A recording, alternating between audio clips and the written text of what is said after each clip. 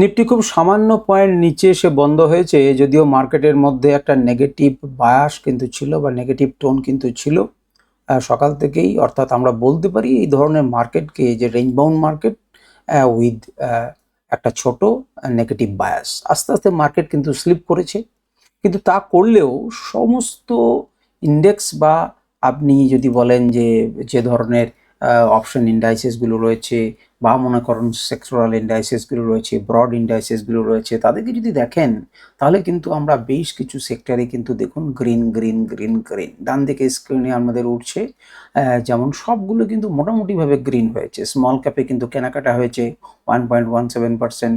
আপনি যদি দেখেন যে নিফটি স্মল ক্যাপ 50 সেখানে কেনাকাটা হয়েছে। আপনি যদি যান যে স্মল ক্যাপ 250 সেখানে কেনাকাটি রয়েছে। আপনি যদি মিড ক্যাপে যান তাহলেও দেখবেন যে মিড ক্যাপ সিলেক্ট যেটা প্রায় 1%-এর কাছাকাছি কেনাকাটি হয়েছে। জুনিয়র নিফটি জুনিয়র সেখানেও দেখবেন 0.5%-এর আপনি উপরের দিকে রয়েছে। প্রাইভেট ব্যাংক সেক্টর কিন্তু একটুখানি দুর্বল ছিল এবং তার কারণে মার্কেটে একটা নেগেটিভ বায়াস ছিল এবং একটা চাঞ্চল্য মার্কেটে রয়েছে। আপনারা দেখতে পাচ্ছেন নিফটি প্রাইভেট ব্যাংক সেখানে দেখুন 0.75%-এর একটা ডাউনেজ আবার একটা ইঙ্গিত কিন্তু আমরা পাচ্ছি। এখানে এই যে কথাগুলোকে বললাম, এই কথাগুলো বলার একটা কারণ রয়েছে। সেই কারণটা আপনাদেরকে আমি দুটো প্রশ্ন করছি, আপনারা দেখুন এবং বিচার করুন। এক নম্বর হচ্ছে আপনারা কি এফআইআই ডিআইআই দিয়ে ডেটা কোনোদিন চেক করেছেন? যদি করে থাকেন তাহলে রিসেন্ট সময়ে করুন।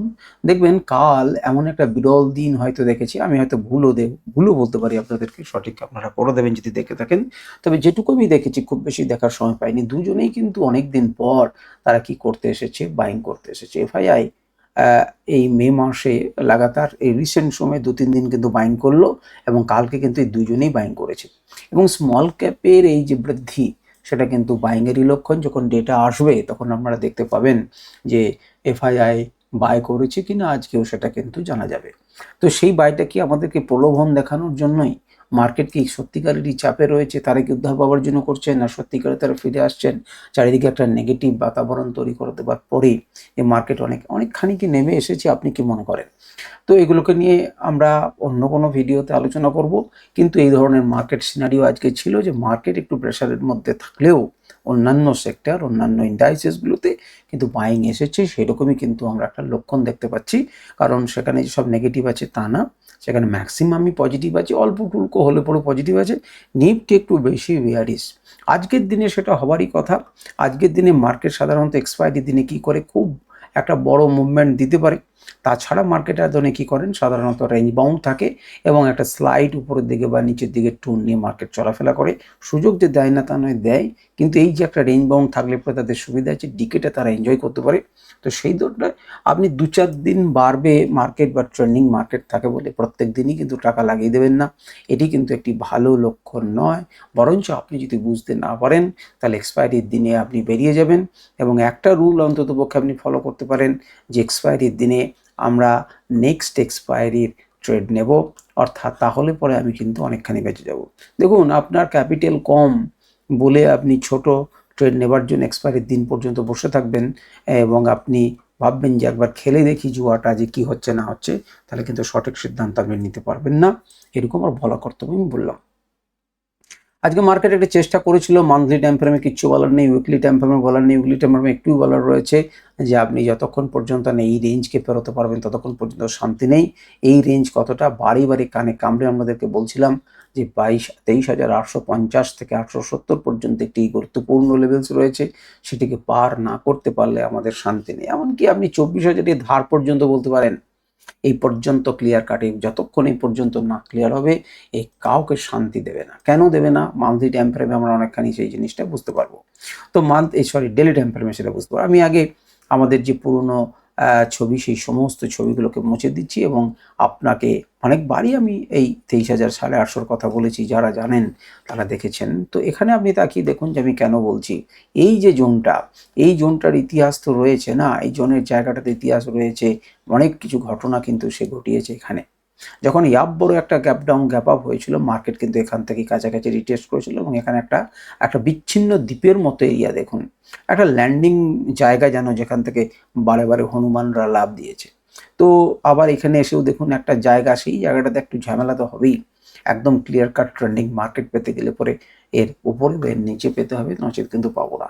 তো এটা যতক্ষণ আমরা বুঝতে পেরে যাবো ভালো হবে। এবার যদি আমাদের আঁকাটাকে দেখি তাহলে আপনার কাছে বিষয়টা খুব স্পষ্ট হয়ে যাবে। তাকেই দেখুন আমরা একটা ডব্লু প্যাটার্নের গন্ধ এখানে পাচ্ছিলাম, যে বলা যায় না এমন কিছু হতে পারে, উঠছে নামছে উঠছে। তো এখানে এসে সে থেমেছে এবং কোন জায়গাতে ধাক্কা খেয়েছে, ধাক্কা খাবারই জায়গা এটা আগের দিনে। এবং যদি লাস্ট 4টে ক্যান্ডেলকে আপনি দেখেন আতস কাঁচের ফেলেন, তাহলে কিন্তু খুব পরিষ্কারভাবে দেখবেন সে অন্য কথা বলছে। কি কথা বলছে সেটা একটু বোঝার চেষ্টা করুন। দেখছেন না, মনে হচ্ছে না ঠিক একই জোড়াজুটি, একবার উঠলো একই রকম করে নামলো, একবার উঠলো একই রকম করে নামলো। কিন্তু এই দুটো নামার মধ্যে একটা পার্থক্য তৈরি হয়েছে, সেটা হচ্ছে লোয়ার হাই প্যাটার্ন তৈরি করেছে। আবার এইদিকে উল্টো দিকে যেমন ধরনের প্যাটার্ন তৈরি করে উপরের দিকে তেমনি করছে, এটার থেকে উপরে তুলছে। এখন এর পরের দিন কি ঘটনা ঘটছে তাকিয়ে দেখুন, যে এইরকম করে কি একই রকম ঘটবে, না আবার মার্কেটকে ফেলে দেবে এবং এখান থেকে তুলবে, এটাই কি চলতে থাকবে, নাকি এটাকে ভেঙে সে উপরের দিকে উঠবে এবং রাজার মতো মাথা উঁচু করে সাস্টেন করবে, আমরা জানি না। তবে এখানটায় মার্কেট পজ নিচ্ছে। আমাদেরকে আমরা চেষ্টা করব যে মার্কেট যে এই টোনটা তৈরি করছে সেটাই বজায় থাকুক, নাকি এই টোনটা তৈরি করছে সেটা বজায় থাকুক। ধীরে ধীরে মার্কেট উঠুক এবং মার্কেট এখানে যে রেজিস্ট্যান্সগুলো রয়েছে সেগুলোকে ভেঙে নিয়ে মার্কেট উপরের দিকে যাবে। এবং আজকে একটু আগেই দেখলেন যে একটা ইন্ডিকেটর লাগানো রয়েছে, আমি এই লেভেলটা দিয়ে আপনাদেরকে দেখিয়েছিলাম আগে, সুতরাং আজকেও সেটা দেখানো আমার কর্তব্য। সেটা দেখুন, এই যে উপরে ভেঙেছে, তাহলে আমাদের এই উপরে যাওয়ার কিন্তু একটা আগ্রহ থাকবে। আজকে সে যদি আপনি কেউ মনে করেন যে এটা ব্রেকআউট এবং তারপর রিটেস্ট করতে এসেছিল, তারপরে কিন্তু সেটা মান্যতা দিতে পারেনি। আজকেও কিন্তু ব্রেকআউট করেছিল, আগের দিনে আবার কিন্তু রিটেস্ট করার মতো জায়গায় রয়েছে। এবার কি মান্যতা দেয় সেটা আমাদের দেখার, যে মার্কেট আবার এখানে খুলবে না, তো যেমন করে এখানে করলো এখানে খুলেছে। আজকে কিন্তু অন্তত পক্ষে আমরা বলবো যে 23,608-এ 8 নম্বরের লেভেল কিন্তু সে কি করেছে, সাস্টেন করেছে। মার্কেট যদি ধীরে ধীরে এখান থেকে উঠতে থাকে, এটি আপনার কাছে একটি ধাপ হবে যেটিতে কিন্তু মার্কেট ধাক্কা খেতে পারে। লেভেলসগুলো আমাদের কাছে এর আগেও আছে, এখনও থাকলো, আপনারা লক্ষ্য রাখুন এবং দেখুন। 1 ঘন্টা টাইম ফ্রেমে আমরা লাস্ট আওয়ারে একটা মানে আগের দিনের লাস্ট আওয়ারে একটা বাইং এসেছিল এবং সেই বাইং আসার পর আজকে দেখুন টার্গেট এখানে যখন ক্লোজ করলো, সে চলে গেল কোথায় 3-4 নাম্বার টার্গেটে। সে কিন্তু ধাক্কা খেয়ে মার্কেট থেকে সেখান থেকে নামলো, টার্গেট হিট করার পরে এসেছে এবং তাকিয়ে দেখুন সাপোর্ট জোন 1, সেই সাপোর্ট জোনে সাপোর্ট নিয়েছে এবং যেখান থেকে আমাদের প্রিপারেশন নেওয়ার কথা মার্কেট উপর দিকে ওঠায়, সেখানে কিন্তু একটা বড় ক্যান্ডেল একদম লোয়ার হাই প্যাটার্ন তৈরি করতে ধীরে ধীরে স্লিপ করছে মার্কেটটা, শেষ পর্যন্ত এই লেভেলকে ভেঙে একদম আমাদেরকে নিচের দিকে এসেছে। তো আমরা সেখানেও দেখতে পাচ্ছি 1 ঘন্টা টাইম ফ্রেমে আমাদের কাছে এগুলো গুরুত্বপূর্ণ লেভেলস। এবং এখানে যদি একটা তাকিয়ে দেখেন যে ঠিক এই জায়গাটাই কেন এত থাকতে এই জায়গাটা নিল কেন, এই জায়গাটা আপনাদেরকে মনে আছে আমি দেখিয়েছিলাম যে এটা একটা হেড অ্যান্ড শোল্ডার প্যাটার্ন, 5-15 মিনিটে হয়তো দেখিয়েছি, এখানেও দেখিয়েছিলাম আমার মনে পড়ছে। তো হেড অ্যান্ড শোল্ডার প্যাটার্ন, এই যে দুটো হেড, সেই দুটো হেডের যে উচ্চতা পর্যন্ত মার্কেট যেতে পারেনি, যদি একটু ডান দিকে নিয়ে যান তাহলে দেখুন তো সেই লেভেলটি পান কি পান না, সেই লেভেলটি পান। অর্থাৎ মার্কেট একবার উঠেছিল তারপরে যেতে পারেনি, আর একবার উঠেছিল সেখান থেকেও নামিয়েছে, আর একবার উঠেছে সেখান থেকে নামিয়েছে। তাহলে আপনি কি ক্লিয়ার কাট এখানে বুঝতে পারছেন না যে এই অঞ্চলগুলোতে কি আছে, রেজিস্ট্যান্স লেভেল আছে। তাহলে মার্কেট যদি নিচের দিক থেকে যায়, তাহলে এই জায়গাতে সে কি ধাক্কা খাবে না খাবে না, খেতে পারে না পারে না, খেতে পারে, সম্ভাবনা অনেকখানি। তো সেই ধাক্কাটাই তো খাচ্ছে, সেই ধাক্কাটা খেয়ে মার্কেট নিচের দিকে এসেছে এবং যেখানে সাপোর্ট আগের বারে নিয়েছিল এখানে লাস্ট ধাক্কা খেয়ে, সেই পর্যন্তই দেখুন মোটামুটি আপনি বলতে পারেন যে সেই এরিয়াতে এসে বন্ধ হয়েছে। তাহলে এই ক্যালকুলেশনের মধ্যে কি এমন বাহাদুরি রয়েছে বা কি এমন টার্গেট রয়েছে, আপনি কি বুঝতে পারছেন? আপনি বুঝতে পারছেন না। এটা একটা সামন্তরিক মনে হচ্ছে না? একটা সামন্তরিকের মতো জায়গা তাহলে এখানেও দাঁড়িয়ে রয়েছে। তাহলে সেখান থেকে মার্কেট কিন্তু দুম করে মার্কেট নিচে এসে পড়েছিল। এবারে কি পড়তে দেবে? যে লেভেলটাকে এত করে ভাঙলো সেটাকে রিটেস্ট করে মার্কেট উপর দিকে চলে যাবে না তো? দেখা যাক মার্কেট কালকে কোথায় খোলে এবং সেই অনুযায়ী আমরা সিদ্ধান্ত নেব। আপনি চলে আসুন এবার 15 মিনিটে, এই হেড অ্যান্ড শোল্ডার প্যাটার্নটা 15 মিনিট আরও ভালো করে বুঝতে পারবেন এবং বিষয়টা বুঝতে পারবেন। এই যে দেখুন আমি দেখিয়েছিলাম, এবারে এখানে কি করলো মার্কেট, এখান থেকে দেখুন প্রথমবার তো উঠেছে, যখন নিচে থেকে সাপোর্ট নেবে চেষ্টা করছে এই এরিয়াটা পেরোনোর, কিন্তু পেরোতে পারছে না। ধীরে ধীরে ধীরে ধীরে ধীরে ধীরে কি করছে না, শেপ নিচ্ছে সে নিচের দিকে আসার, এবং কি সুন্দর দেখুন শেপ নিয়েছে। এখানটায় অন্ততপক্ষে থেমেছিল, যার পরে গ্যাপ ডাউন হয়েছে। কিন্তু আজকেই সেটাকে ভেঙে নিচে এসেছে।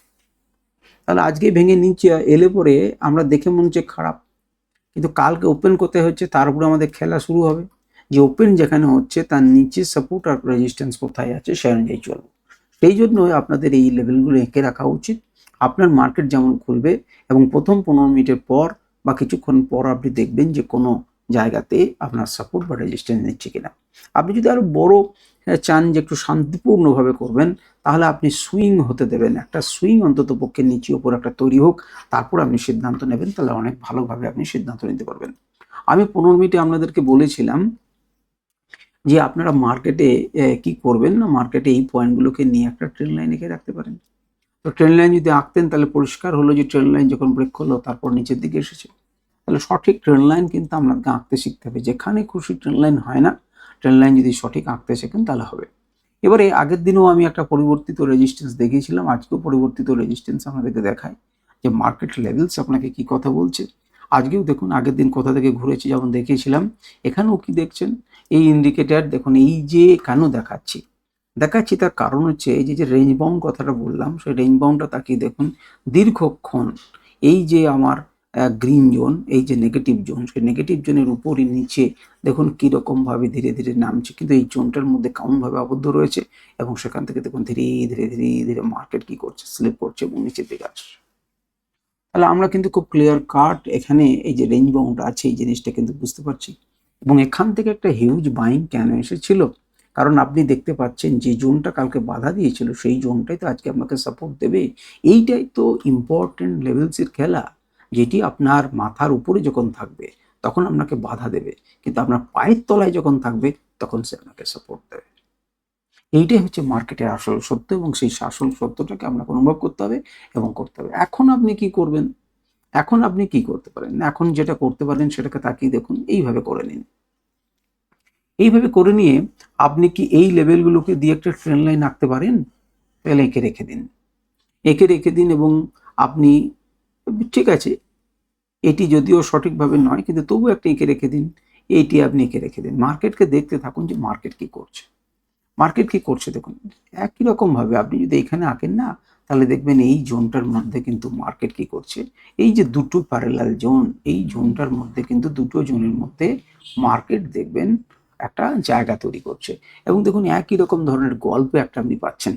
তাহলে কালকে যদি মার্কেট এর নিচে না খুলে, তাহলে কিন্তু মার্কেট যদি আসে তাহলে এখান থেকে কিন্তু একটা সাপোর্ট নেওয়ার চেষ্টা করবে।